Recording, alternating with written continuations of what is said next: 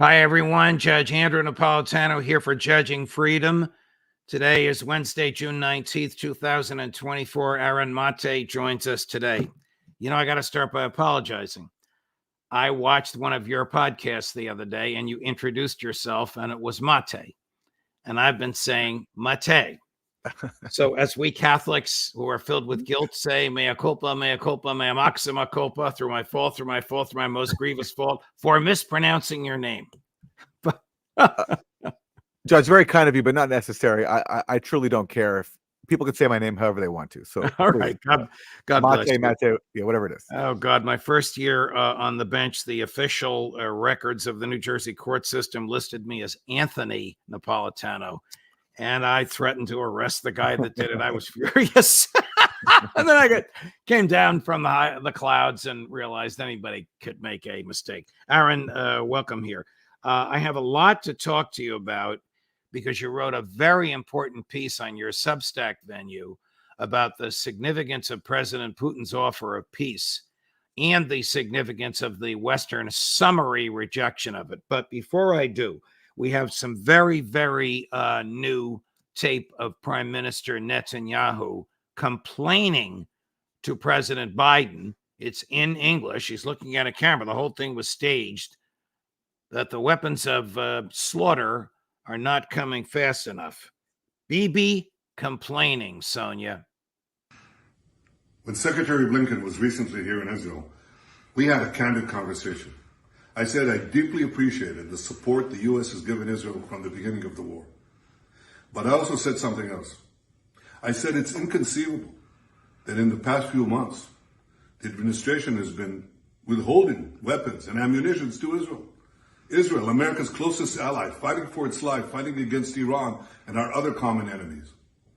Secretary Blinken assured me that the administration is working day and night to remove these bottlenecks.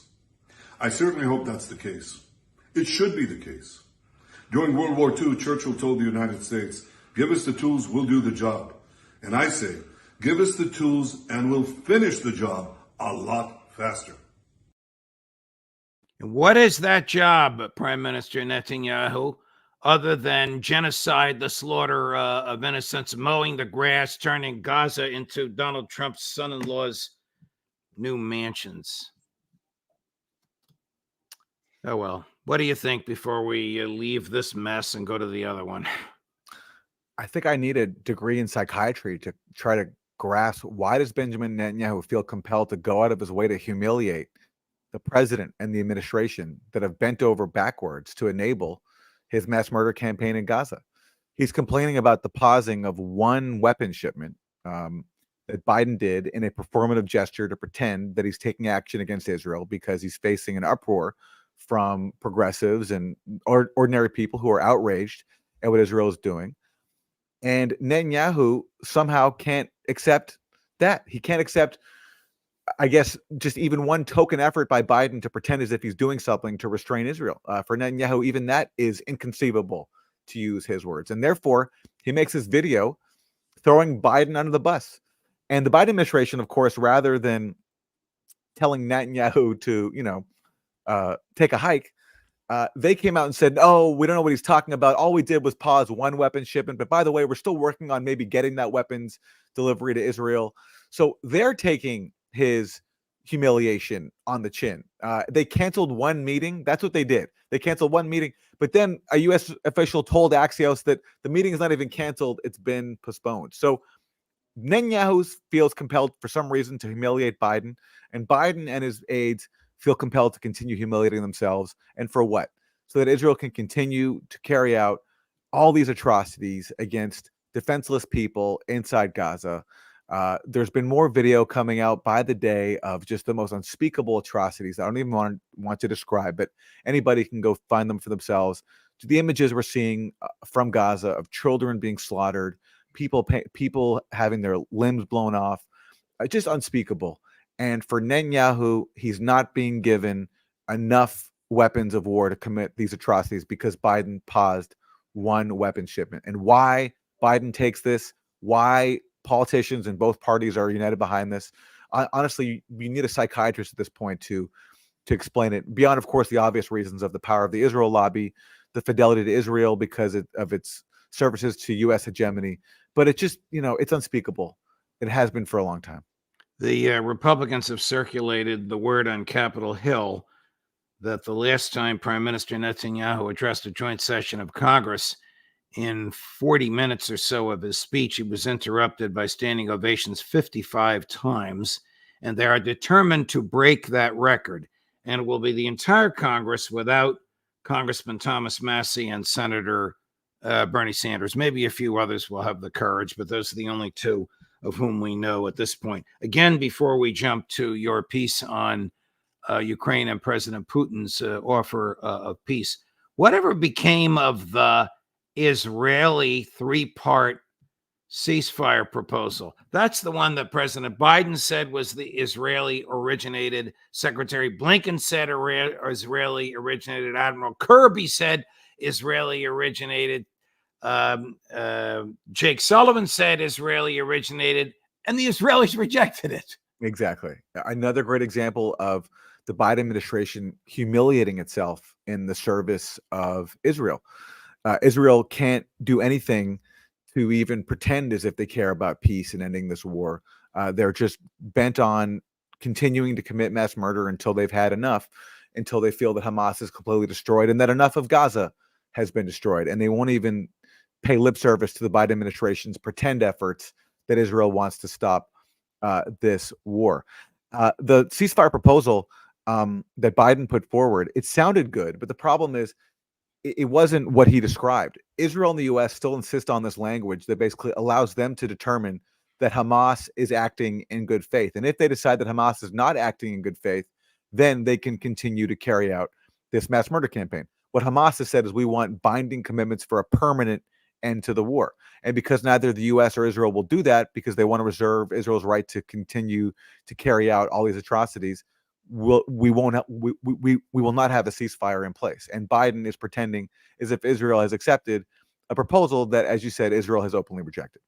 Wow. What, switching gears to President Putin's offer and the Western reaction, what is your understanding, Aaron, of what President Putin offered? Putin made his most public proposal for ending this war to date.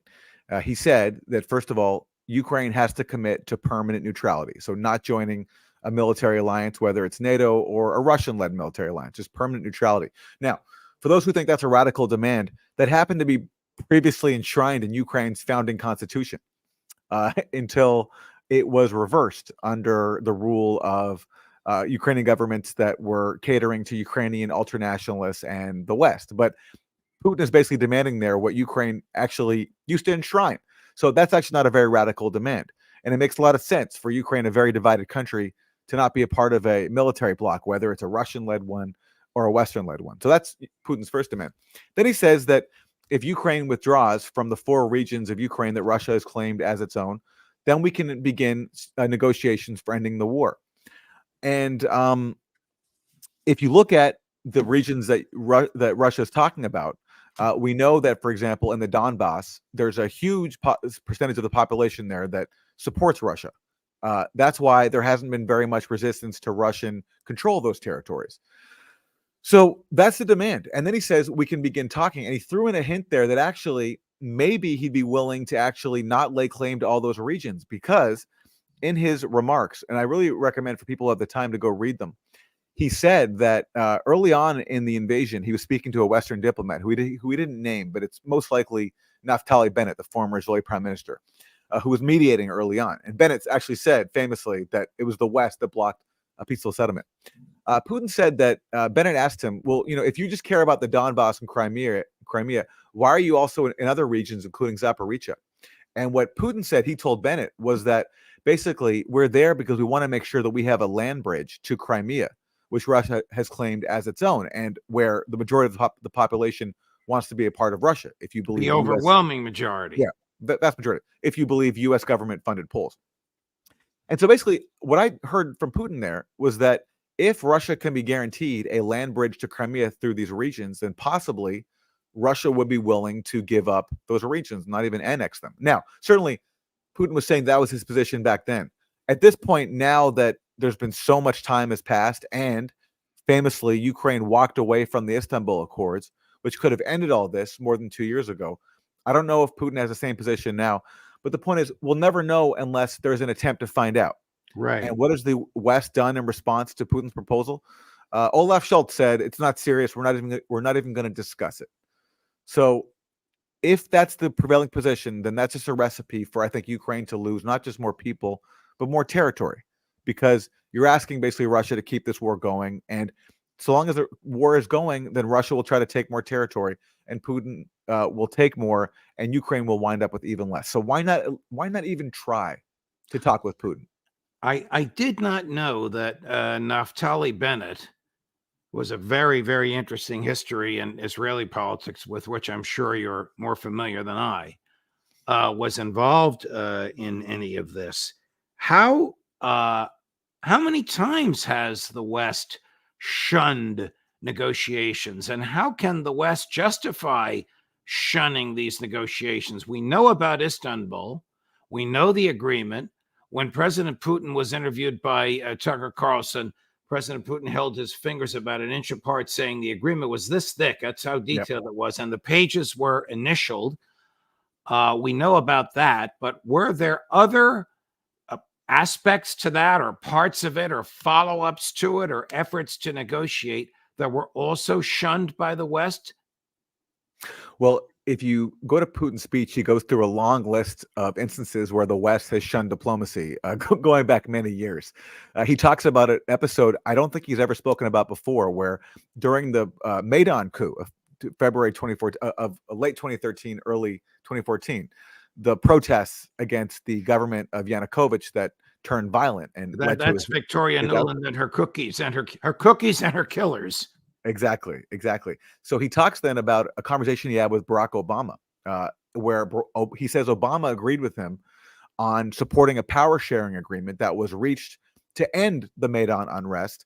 It would have left Yanukovych in power under a power sharing government with reduced powers and early elections. Russia supported that compromise. The Obama administration claimed to support that compromise too, and Putin talks about how Obama promised him he would work with Russia to make sure that that power sharing agreement stuck. But literally the next day, the radical element of the Maidan, the ultranationalists, said there's no way we're leaving Yanukovych in power. They carried out more violence. That led to Yanukovych's ouster. And immediately, the Obama administration went from saying we support this power sharing agreement to saying Yanukovych has fled. He has no legitimacy. We welcome the new Ukrainian government. So Putin raised that as an example of how, he was told by Obama, he was personally promised, we're going to support diplomacy, we're going to support compromise. And immediately, he backtracked, and Putin said this led him to believe that the U.S. was not just supportive of the coup, but behind the coup. And it goes through many other examples that we've talked about many times on your show, the Minsk Accords to end the war that began after that coup. He talked about the proposals that Russia submitted in late 2021, which the U.S. and NATO refused to basically discuss. And then he talks about the goal of his invasion. He says the goal of the invasion was to force the diplomacy that Ukraine and its allies refused. Right. Leading up to it.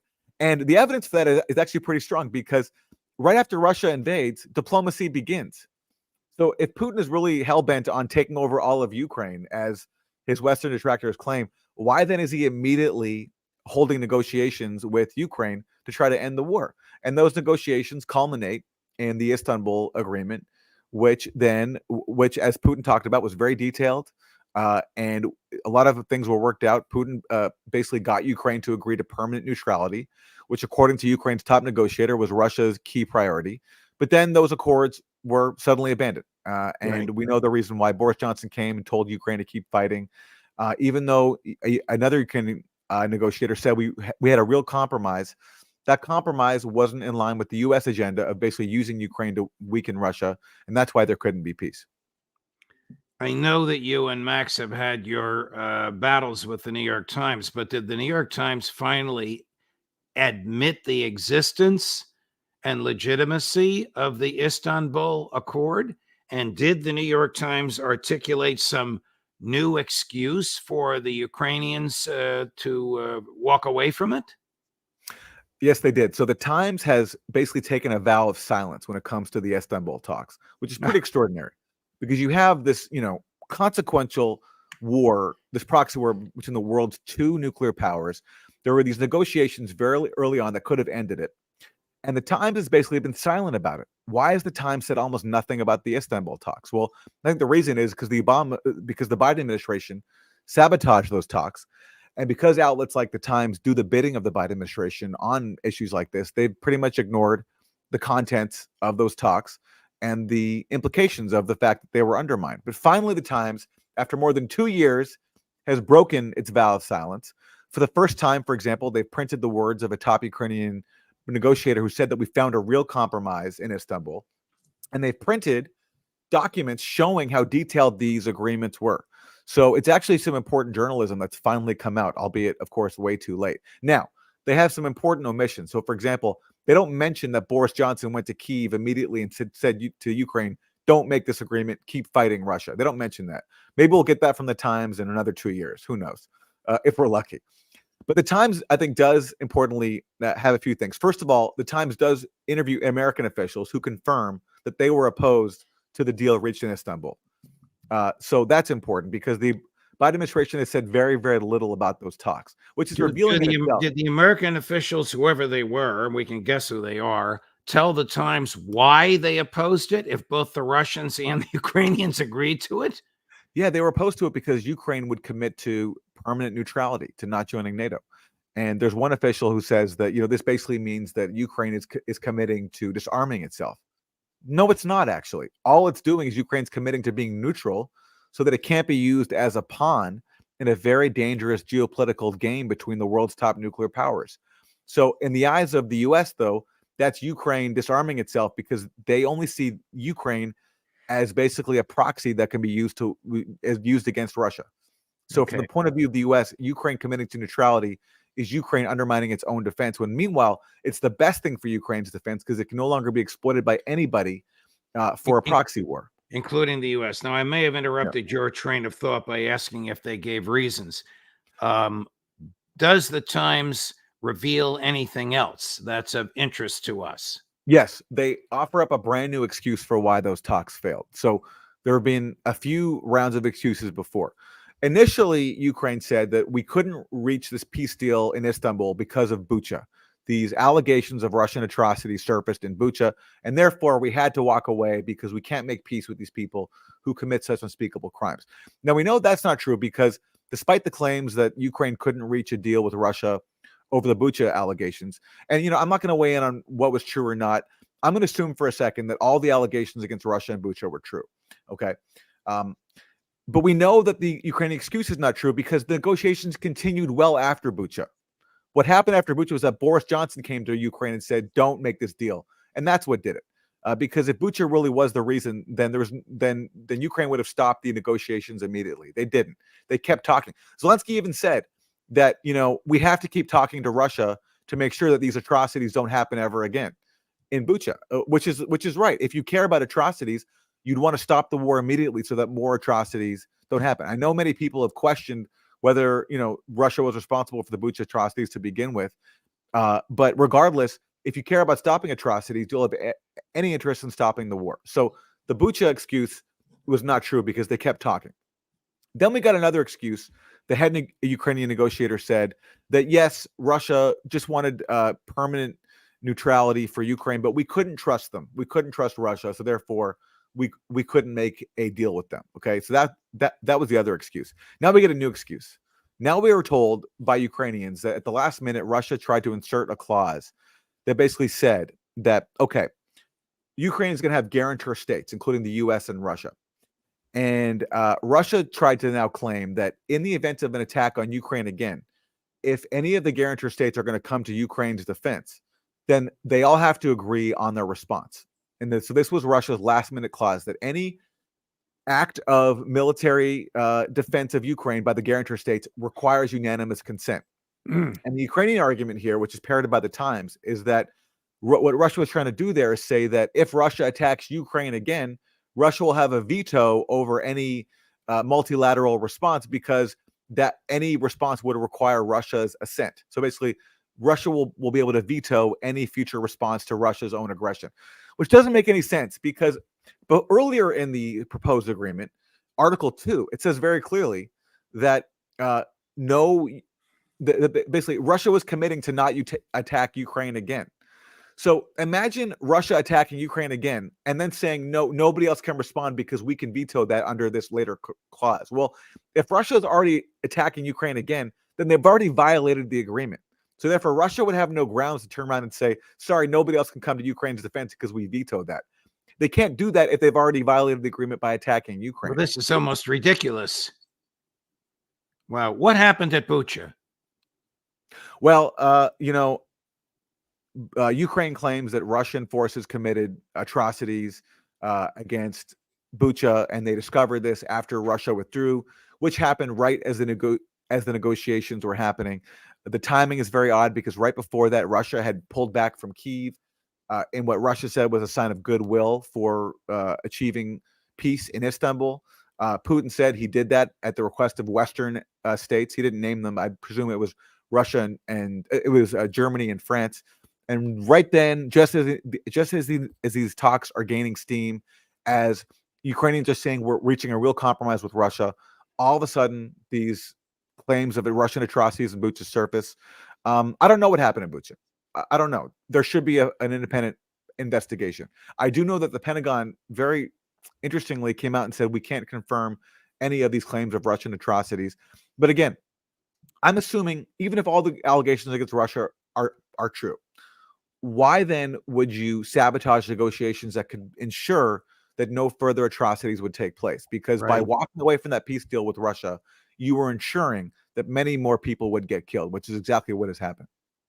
How can there possibly be a negotiation here when the Russians don't even recognize the lawful authority, or even the moral legitimacy of President Zelensky? I mean, of what value is the agreement he signed with President Biden, even assuming Biden's reelected and the agreement has a lifespan of another 4 years? Of what value is it? He's not the head of state. Yeah, well, in Putin's speech, he basically made clear that he does not see Zelensky as a legitimate president anymore because his mandate has expired. And he suggested that the legitimate authorities in Ukraine should be members of parliament, which he basically said was still a legitimate body. I suspect if Zelensky actually were to change his stance, that Russia would be more accommodating. It wouldn't be so hardline. And possibly Russia is responding to the fact that Zelensky signed a decree basically saying he won't talk to Russia so long as Putin is in power. So basically, there won't be any negotiations with Moscow until there's regime change there. So now Putin's laying down a hardline stance of his own. I suspect if Zelensky were actually to be sensible and recognize that this war is futile, that the more he continues, the more he's going to sacrifice his country's well-being, that possibly the Kremlin would reverse that stance. But who knows? The only way is to try. And right now, inside Washington, there's zero appetite for diplomacy. There's only appetite for plunging Ukraine further into the abyss. The $50 billion deal that Joe Biden signed, which is $5 billion a year for 10 years. It's just his signature. It's not a treaty ratified by the Senate. Donald Trump or whoever succeeds Biden could undo it easily with a signature. However, it does not refer at all to Ukraine joining NATO, or even that the U.S. would facilitate efforts to get it to join NATO. It's just $5 billion a year. Is it just for show, this agreement? It's all for show, and most of that money is in fact a loan that Ukraine will have to pay back, although some of it will be financed by stealing Russian money, which the Biden administration thinks is a good idea, even though, on top of, theft not being a good thing if you care about stuff like that. Also, what that will do to the financial system and the trust people will have in putting their money in U.S. banks. The lesson is, if you do something the U.S. doesn't like, we'll just steal your money and give it to the people who we're supporting in our proxy wars, in this case, Ukraine. But yeah, Biden's not offering Ukraine any more path to joining NATO because, Biden has only wanted to, and he's made this clear now. He recently gave an interview to Time magazine where he said that I don't see Ukraine joining NATO anytime soon. All he sees is using Ukraine as a proxy on Russia's border, using the future promise of joining NATO to further militarize Ukraine, and using that open door to NATO as a backdoor to fight Russia. So basically, we're going to use Ukrainians, we're going to militarize you, we're going to arm you to the teeth so that you can bleed Russia. But in terms of actually giving you a binding commitment to come to your defense through NATO, we're not going to do that. So it's treating Ukraine as completely expendable. And Zelensky keeps convincing himself that somehow all this moves him closer to NATO when it doesn't. Just to raise your blood pressure, as much as I love you, Admiral Kirby arguing that after Ukraine wins the war, they're going to join NATO. Cut number 11. First, they got to win this war. Right? They got to win the war first. And so, number one, we're doing everything we can to make sure they can do that. Then when the war's over, no matter what it looks like, they're still going to have a long border with Russia and a legitimate security threat to the Ukrainian people. That's why the president at the G7 signed our bilateral security agreement, joining what some other 14, 15 other countries have done the same thing, to make sure that for the long haul, Ukraine's defense industrial base can continue to make sure that they have what they need to defend themselves, and that includes assistance from the United States. That's the long haul. That will help them defend themselves while they work on the necessary things they have to do, like any member of the alliance has to work on, for instance, on corruption, before they can apply for NATO membership. But we do believe that NATO is in Ukraine's future, and we're going to work with them every step of the way to get them there. No credibility whatsoever. He sounds like a deceptive salesman, because that's what he is. He's selling Ukraine on the fiction that they're going to join NATO, when really the future promise of NATO is just an excuse to militarize it, arm it to the teeth until there's no one left to sacrifice. And then he says we can talk about joining NATO far off down the line. Ukraine's received actually no concrete steps on what it can do to join NATO. That was Zelensky's big complaint last year, that the promise of the NATO summit last summer didn't offer Ukraine anything that it could actually do to bring itself into NATO, because the truth is NATO doesn't want Ukraine in it anytime soon, because it is very corrupt and it is a huge drain. All they want to do is use the future promise of NATO as an excuse to militarize Ukraine and use it for as long as it's convenient to weaken Russia, which is the U.S.'s only goal here. And he talks about building up Ukraine's defense industrial base. What he means is funneling more U.S. taxpayer dollars into the U.S. defense industrial base, right? And recycling those profits through Ukraine. Aaron Maté, thank you very much, my dear friend. I know you're still overseas, and we very much appreciate the time. We look forward to seeing you next week. All the best. Thank you, Judge. Of course. A great and insightful journalist, and we are privileged to have him on the show. Tomorrow, a very interesting lineup for you. 8 o'clock in the morning Eastern Time, Dr. Gilbert Doctorow. 9 o'clock in the morning, Lieutenant Colonel Tony Schaefer. 11 o'clock in the morning, Scott Ritter. 4 o'clock in the morning, Max Blumenthal. Judge Napolitano for Judging Freedom.